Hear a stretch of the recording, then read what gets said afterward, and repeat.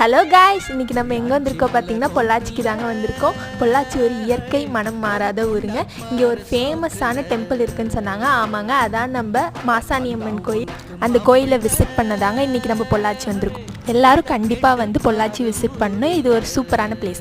மாசாணி கோயிலுக்கு வந்துட்டோம். வெளியே பார்த்திங்கன்னா நிறைய கடைங்க இருந்து இங்கே பூஜைக்கு தேவையான எல்லா பொருளும் வாங்கிட்டு நாங்கள் கோயிலை விசிட் பண்ணலான்னு உள்ளே போயிட்டோம். இங்கே உள்ளே பார்த்திங்கன்னா ஃபோன் அலௌடு இல்லைன்னு சொல்லிட்டாங்க. அதனால் எங்களால் எல்லாத்தையும் கவர் பண்ண முடியல.